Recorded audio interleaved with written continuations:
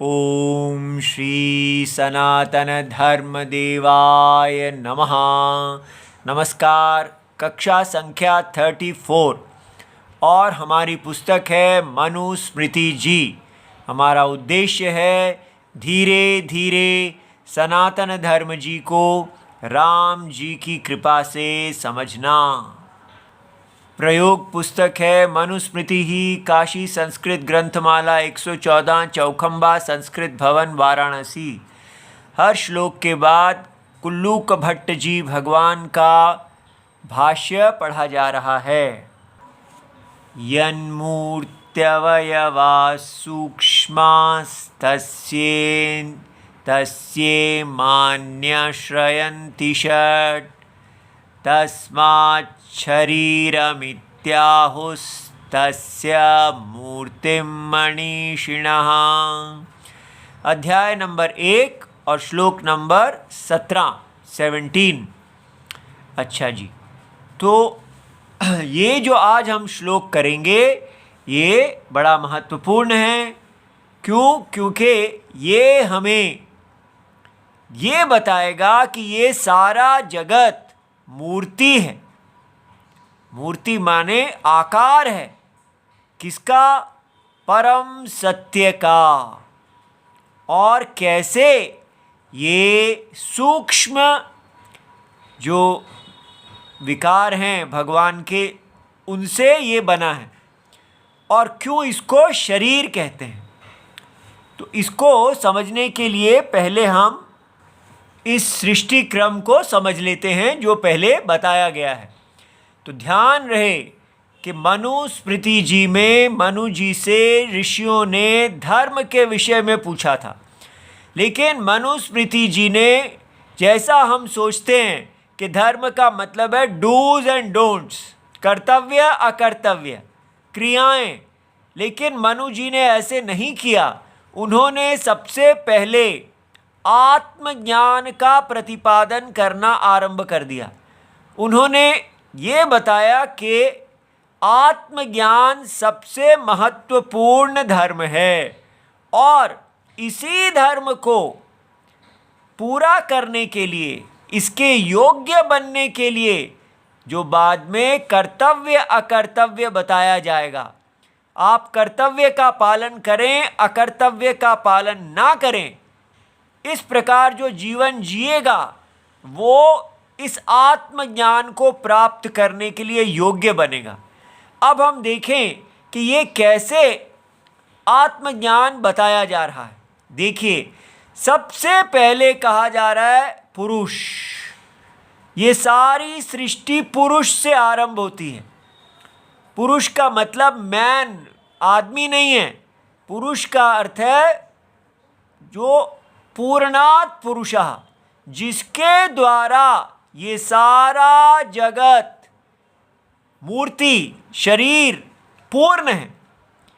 ठीक है, तो ये देखिए पूर्ण, पूर्णात्, तो इससे हमें लक्षण मिलता है कि अरे ये सारा जगत किसी जिससे पूर्ण है, वो चेतन आत्मा, जगत का आत्मा पुरुष है। उसी को परमात्मा कहते हैं या पुरुष को कहते हैं। पुरुष माने पुरी शयनात्। जो ये पूरा जगत है, ये इस पुरुष की पुरी, पुरी माने राजधानी है और ये उसका राजा है। और जैसे राजा के सारे मंत्री इसी पुरुष की आज्ञा के अधीन हुए, सब कुछ इसीलिए, इसी के लिए करते हैं, उसी प्रकार ये पुरुष, ये जगत रूपी शरीर, पूरा जगत इस पुरुष की राजधानी है और ये उसमें निवास करने वाले राजा हैं। पुरी के अंदर शयन कर रहे हैं, सो रहे हैं, आराम से आनंद से बैठे हैं। और सारे जगत के जितने शरीर हैं, जितनी इंद्रियां हैं, वो सब इसी राजा को प्रसन्न करने के लिए भोग उत्पन्न कर रही हैं, इसी राजा का यज्ञ करने में लगी हैं। लेकिन ये राजा अव्यापृत हैं, ये कुछ नहीं करते, किंतु सब कुछ इनके होने से हो रहा है। अब जब इतना बताया जाता है तो समझना चाहिए कि ये बाइबल और कुरान के अल्लाह और गॉड से भिन्न है, ये ज्ञान का विषय है और वो बिलीफ का विषय है, ना ये साइंस है। साइंस पुरुष से आरंभ नहीं करती सृष्टि को, इसलिए ये आस्तिक दर्शन है। सारे जीवन का उद्देश्य है कि हम समझें कि हम ही वास्तव में ये जगत का स्वामी पुरुष हैं। ठीक है, यहाँ पर जीवन अंत होगा। अब ये कैसे होगा? जब हमें बताया जाएगा कि ये सारी सृष्टि कैसे इस पुरुष के अंदर अज्ञान के कारण कल्पित है। ठीक है, ये सारी एक कल्पना है। जब हम इस सत्य को नहीं जानते, अज्ञान के कारण ये कल्पना का क्रम है। इस क्रम में कल्पना पुरुष में से प्रकृति अर्थात पुरुष का अज्ञान, अविद्या कल्पित है। जब आप पुरुष को नहीं जानते तो इसमें एक कारण अवस्था, एक बीज अवस्था आ गई। ठीक है, एक शक्ति आ गई। ये बस समझ लेना है कि ये शक्ति कैसे आ जाती है। हमें भी इसको समझने में समय लगा था, इसीलिए बार बार हर कक्षा में हम कहते हैं कि ये शक्ति कोई जादुई शक्ति नहीं है, ये शक्ति है अज्ञान। अज्ञान हमेशा एक शक्ति की तरह काम करता है। उसके अंदर से एक मिस्टेक आ जाती है, तो मिस्टेक को पैदा करने की शक्ति ये है। इसलिए ये सारा जगत कहाँ से आया है? एक अज्ञान में से आया है, वो अज्ञान शक्ति है। इसीलिए जब हमें ज्ञान मिलेगा, हम इस सारे को बाधित करके अपने पुरुष स्वरूप में स्थित हो जाएंगे। उसको मोक्ष कहते हैं। तो यहाँ पर कहा जा रहा है इस श्लोक में कि ये पुरुष अपने लिए एक मूर्ति बना लेता है। ठीक है, मूर्ति माने जिसका आकार है। ये स्वयं निराकार है, इसका कोई आकार नहीं है। तो कैसे क्रम से इसकी मूर्ति बनती है और उस मूर्ति को शरीर क्यों कहते हैं? तो इस श्लोक में हम जानेंगे कि विद्वान लोगों ने भगवान की मूर्ति को शरीर क्यों कहा। ठीक है, भगवान वास्तव में अमूर्त हैं, जगत के पुरुष, सारे जगत के परम सत्य। लेकिन वो कैसे मूर्ति को प्राप्त हुए?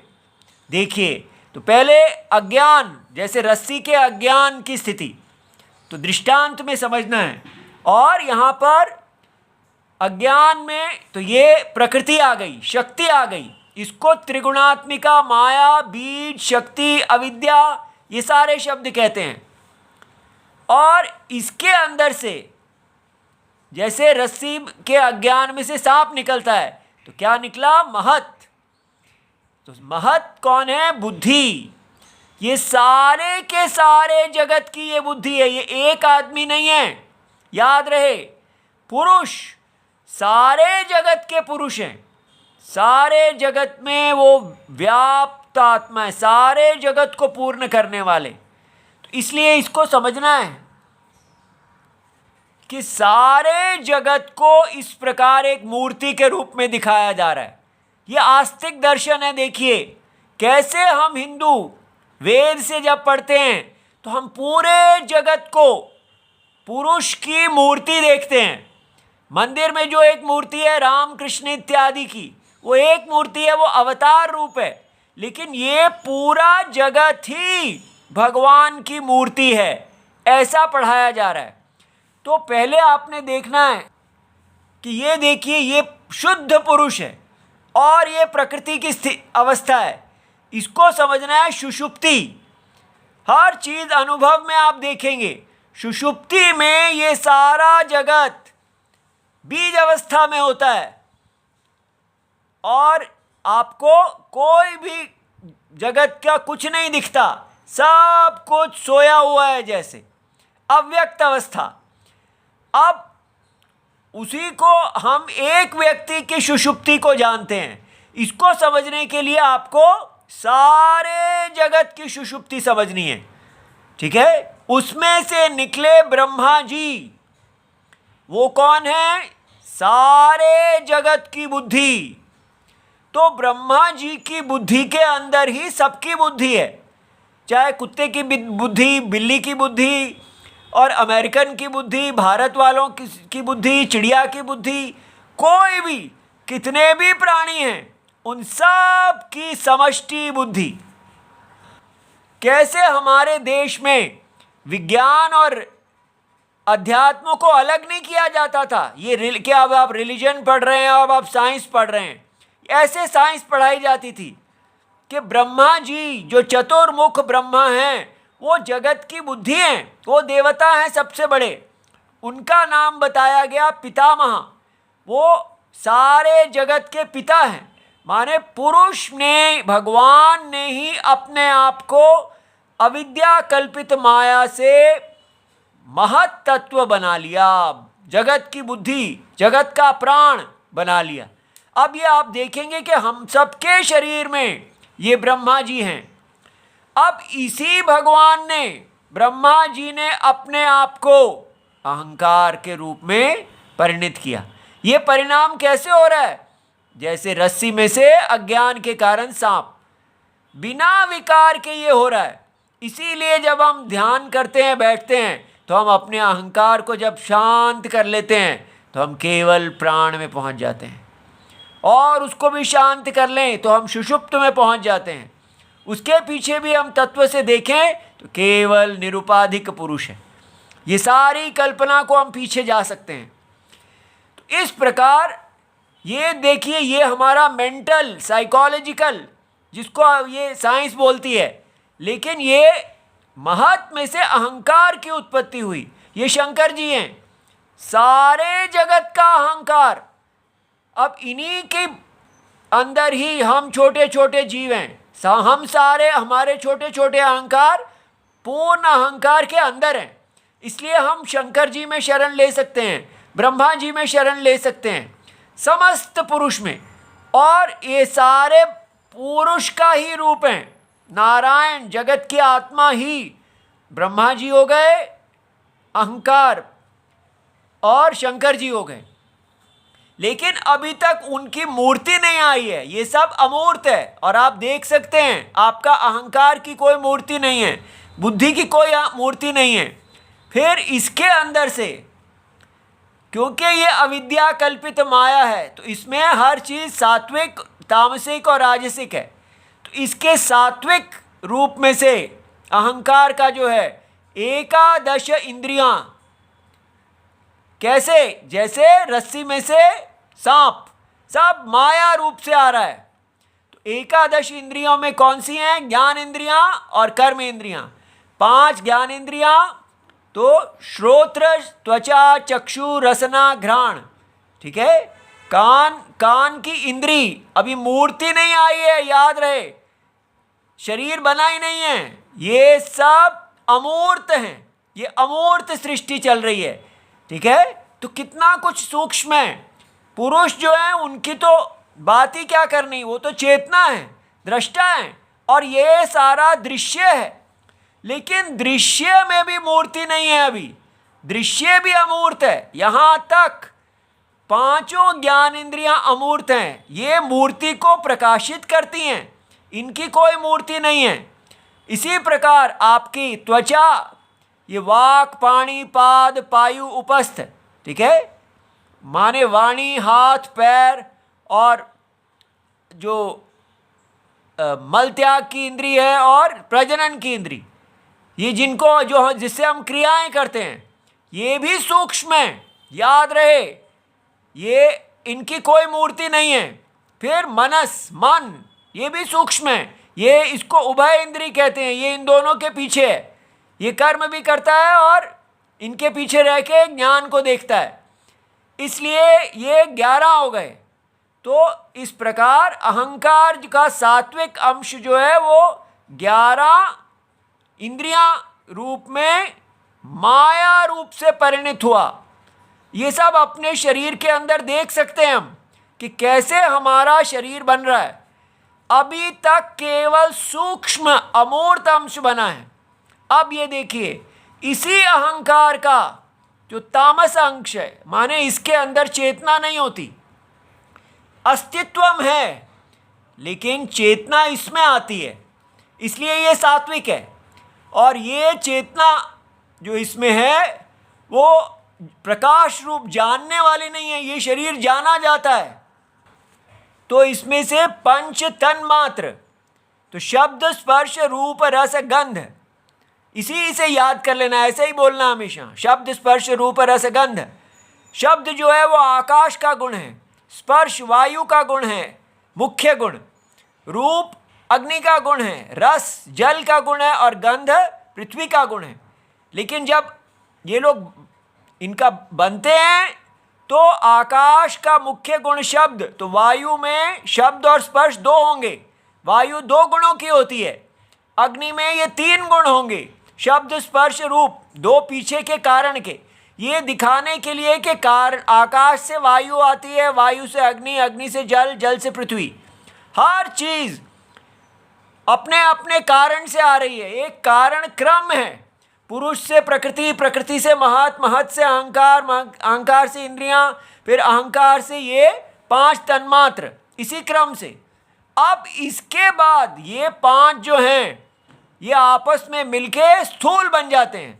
ये बना स्थूल, इतना ये आकाश वायु अग्नि जल पृथ्वी, ये स्थूल जो बने, इसकी बनेगी हमारा ये सारा जगत, स्थूल जगत।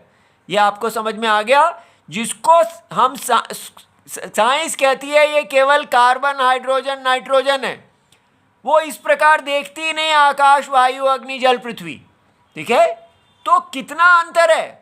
अब ये ध्यान से देखना है कि इस श्लोक में क्या कहा जा रहा है। यत मूर्ति माने यस्मात मूर्ति, जिससे, मूर्ति शरीर, ये जो शरीर है, मूर्ति का मतलब शरीरम, तत्संपादका, इस शरीर को संपादित करने वाले, इसको बनाने वाले, अवयवाः सूक्ष्मा, मूर्ति अवयवाः सूक्ष्म, जो सूक्ष्म है, जिनकी कोई मूर्ति नहीं है, वो क्या है? वो है तन्मात्र। तो ये हमने देख लिया, पंच तन्मात्र अहंकार रूपा। ठीक है, तो ये पंच तन्मात्र और ये अहंकार, इन दोनों से ये स्थूल मूर्ति बनेगी, ऐसा यहां बताया जा रहा है। तस्य इमानि आश्रयन्ते षट्, माने तस्य ब्रह्मणः, वो ब्रह्म, ब्रह्म कौन है? पुरुष। ये पुरुष की जो छह, तस्य ब्रह्मणः स प्रकृतिकस्य, वो ब्रह्म जिसने प्रकृति को धारण कर लिया है, अज्ञान को, अब ये ब्रह्म जगत कारणम बन गए हैं। तो ये जगत कारणम ही इसके जो इमानी वक्ष्यमानानि, जो कहे जाएंगे, भूतानि इंद्रियाणि च पूर्व उक्तानि कार्यत्वेन आश्रयन्ते। तो ये जो षट छह हैं, ये क्या करते हैं? कार्य। छह कौन हुए? ये यहां पर अहंकार एक और ये पंच तन्मात्र पांच, ये अहंकार और पंच तन्मात्र छह, ये इस सारी मूर्ति का आश्रय, घर बन जाते हैं, अर्थात इन्हीं से ये बना है। ठीक है, तो क्योंकि ये जो छह हैं ये इस मूर्ति को आश्रय देने वाले हैं या इसमें आश्रय लेते हैं, इसलिए तस्मात् शरीरम इति आहु, इसलिए इस मूर्ति को शरीरम कहते हैं। तो शरीर को आप शरणात्, क्योंकि इन्होंने इसमें शरण ली है या शरण दी है। ठीक है, तस्मात् मूर्तिम, तस्य मूर्तिम मनीषिणः, तो परम ब्रह्म, परम सत्य की ये पूरा जगत मूर्ति है। ठीक है, अब ये देखिए, तन्मात्रेभ्यः भूत उत्पत्तेः अहंकारात्, तो ये तन्मात्र जो है ये अहंकार से ही तन्मात्र उत्पन्न होते हैं। तस्मात् गणः षोडश षटकः, तो ये गण जो हुआ ये छह कहलाए, अहंकार और पंच महाभूत। ठीक है, तो तन्मात्रे भूत उत्पत्ते अहंकार च इंद्रिय उत्पत्ते तथा च पठंती। तो यहाँ पर ये सांख्य कारिका है कि तस्मात् अपि, तो प्रकृते महान, पहले प्रकृति से महत आया, महत से अहंकार आया, तस्मात् गणः षोडशा, और उससे ये षोडश गण आ गया। ये षोडश है, एक 5 5 और एक 11 और 11 और 5 षोडश, ठीक है ये। और पंचेभ्यः पंचभूतानि, और ये जो 5 हैं इससे फिर 5 भूतानि, ये यहाँ कारिका में बताया गया। तस्मात् तस्य ब्रह्मणः या मूर्ति, उस ब्रह्म की, परम सत्य की जो मूर्ति है, स्वभावः अपना होना, ताम तथा परिणताम, इस प्रकार पूरे क्रम से परिणाम को प्राप्त होती हुई, इंद्रिय आदि शालिनी, तो ये शरीर एक शाला है, घर है, इंद्रियों का घर है। तो लोका, इसलिए इसको शरीरम, क्योंकि ये शाला है, ठीक है, शाला होने से इसको शरीरम कह दिया, या कहो शरण देने से शरीरम। तो अब आप जान गए कि आप अपने इसको शरीर क्यों कहते हैं, क्योंकि ये सारी इंद्रियां जो सूक्ष्म अवयव हैं उसकी शाला है, ठीक है, उसको शरण देने वाली है, इति वदंती। तो षड आश्रयनात्, ये शरीर जो है ये 6 को आश्रय देने वाला है। इति शरीरम निर्वचनेन अनेन, इस प्रकार शरीर का निर्वचनम, व्युत्पत्ति, इसके द्वारा पूर्व उक्त उत्पत्ति क्रम एवं दृढ़ीकरण, जो पहले उत्पत्ति क्रम दिया है उसी को ही दृढ़ करने के लिए बताया गया। अब आपने देखा, जब इस क्रम से आप पढ़ेंगे तो आपको समझ में आएगा कि ये सारे देवता, विष्णु जी, ब्रह्मा जी, अहंकार, और ये सारी इंद्रियां भी देवता हैं। ये सारी इंद्रियां और ये पंच महाभूत ये भी देवता हैं। ये सारी अमूर्त हैं और ये हमारे मूर्त शरीर को अनुग्रह कर रही हैं। कैसे हम इनकी शरण लेते हैं, और इस प्रकार एक यज्ञ चलता है। इस प्रकार जब हमें पढ़ाया जाता है तो हमें ये नहीं लगता कि ये रिलीजन अलग चीज़ है, साइंस अलग चीज़ है, हमें तो साइंटिस्ट बनना है, हम इसको कैसे स्वीकार कर सकते हैं। तो हम मंदिर को एक अलग चीज़ समझते हैं और अपनी साइंस को अलग समझते हैं, जिसके कारण सभी हिंदू नास्तिक बनते जा रहे हैं। लेकिन ऐसे वापस मनुस्मृति पे जाना है, तब हम अपने धर्म को पूरी तरह समझेंगे। नास्तिक साइंस जो है वो पूजा मत करो, वो ठीक नहीं है। ओम नमो भगवते वासुदेवाय, प्रणाम।